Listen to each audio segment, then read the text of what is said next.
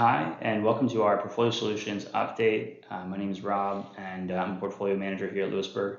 I thought that it'd be a good idea to walk you guys through a little bit of what's going on behind the scenes, under the hood, with these portfolio solutions, and what kind of thought goes into them, and where and why there may be some changes being made. For those of you who don't know what I mean by portfolio solutions, there's a few different ways that Assumption offers investment products.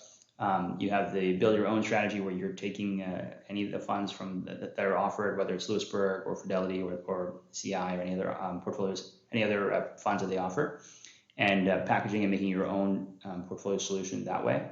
But we also have two categories of portfolios that we've put together for you guys to make your lives a lot easier, so you don't need to be thinking every day, should I be overweight bonds or overweight equities, that kind of stuff.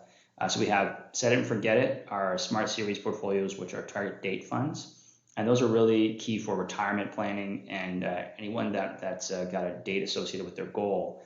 This is a fantastic product for them because it de-risks as you get closer to that goal. As you get closer to the time where you're going to be withdrawing, the assets should be protecting themselves or becoming safer and safer, I should say, less and less volatile as they get closer to that date. Now, for the target risk funds, we have two different types of target risk funds, traditional and select, where you can get varying degrees of global equity exposure versus domestic, and different levels of passive versus active. So if you want more information about that, talk to your BDM and they'll be happy to send that to you.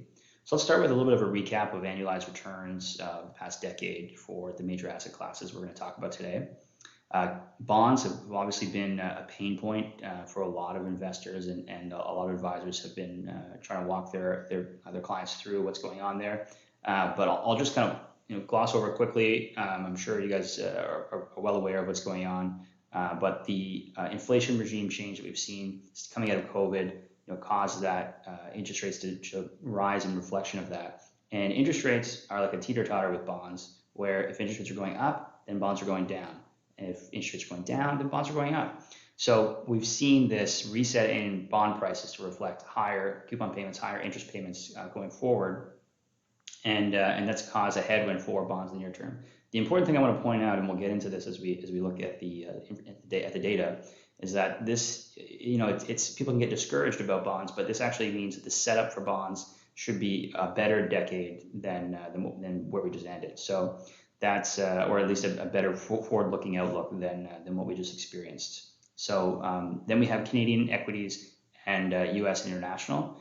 What we can focus on there is the outperformance of U.S. has been quite dramatic and quite persistent for a long time. A lot of that's driven by the exposure to technology companies, which we'll get into, but there's other things driving that as well. And so we're going to break that down for you and give you a little bit of our outlook and why we're choosing to make different moves within our equity exposure. So let's start with the yield curve.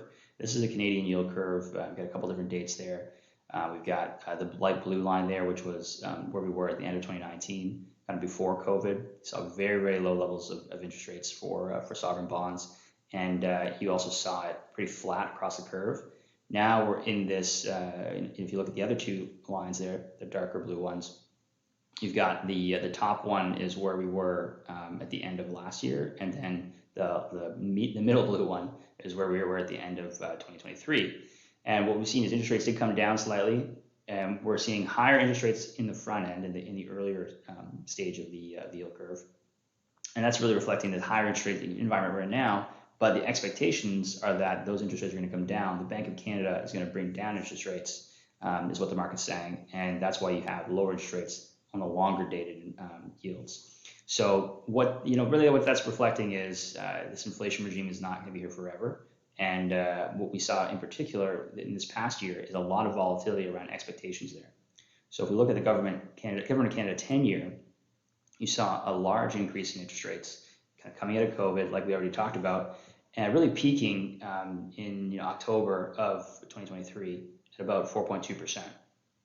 Now, right heading into the end of the year, there was a lot of optimism about inflation being defeated and interest rates going to get cut sooner rather than later. And there was a lot of confidence that returned to the market. And so you saw interest rates fall pretty drastically very quickly. And that created an opportunity. Well, we were a bit, we were asking ourselves a lot of our questions about, where is inflation really going? And, but then, we saw the markets retrace about half of that, and now we're sitting at about 3.5%, which we feel is a lot more reasonable. It really reflects kind of the outlook, which could be, could be more enthusiasm around inflation being completely over, and we can go to a lower interest rate environment, which is going to be positive for bond returns. Or it could just be more steady. We're just going to receive higher interest payments going forward. So both scenarios being pretty good for bond holders. Now, equity markets, in contrast, what we're showing here are actually the price earnings ratios, the valuation metrics that we use. So this is not the index values themselves. This is actually a measure of how expensive they are in relation to their earnings. So the white line being the S&P 500, you're seeing it being much more expensive. You're paying a lot more for its earnings than you would the other markets. And the way to think about that is there's a lot more expectations for future earnings growth in the U.S. than there is in the other markets. And it shouldn't be a surprise that that's mainly driven by technology companies specifically. There's a lot of enthusiasm around artificial intelligence, whether it's hardware or software. There's a lot of excitement there. And then there's also some things that are less exciting that's happening in the other markets that are making that bifurcation happen. So if you look at the actual sector weightings that we have here on the right, you can see that the S&P 500, the SPX, is a lot more weighted in IT companies, almost 30% of the index. Now, if you look at the other two indexes, we see that there's a lot more exposure to things like financials and energy and materials and things that don't necessarily have the same growth profile or the same drivers as the S&P 500 would, or the IT companies would. And that creates this different outlook, this different expectations for earnings growth. And I have that table right there on the left-hand side. It's going to show that, where you see that the S&P 500 is expected to grow faster than the other two markets by a good margin. So where does that leave us? Well, we feel like fixed income markets are attractive right now. So we're increasing our overweight by another %. And we're funding this overweight from equities, and specifically taking from U.S. equities. Now, you'll notice that these are not massive moves. We're not changing the goal of these funds. So this is an example I'm using is our assumption traditional balance portfolio. And the reason why you see moves, but they're not so dramatic, is because this portfolio is still a balanced portfolio. We don't want to be changing the mandate, but we're taking advantage of market volatility, and we're being prudent. And so what I'm showing you here is where we were on December 31st of 2022. And then where we are as of February 27th today. So this gives you a good idea of how we're making moves in the portfolio. You can see that a big portion of the decrease in weight in equities is coming from the U.S. equities, as I said. So really taking advantage of what the market's giving us, being prudent, not saying that we think that the markets are at any kind of bad place, but instead feeling like there's a lot of optimism priced in. There's a lot of excitement priced into those earnings growth.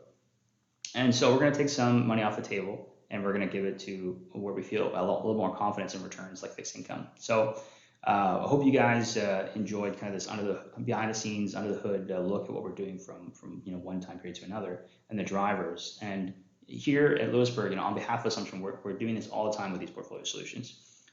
These recent changes actually came after our most recent asset mix meeting. And this asset mix meeting came out saying we want to become a little more defensive. Now, the Louisbourg funds in general as well are also becoming more defensive, but the portfolio solutions we feel like fit into that as well. So we're doing this all the time, and what could happen is we could have a very strong move in fixed income markets where yields fall again, and then we could have a retracement in the U.S. equity markets, and we could actually reverse this move we just made. And that would be a great scenario, because then we would basically be continuing to sell high and buy low, right? That's the fundamental maximum of investing. So again, we're taking advantage of that volatility, and we're going to continue to do that. And I hope you guys enjoy this video. Thanks a lot.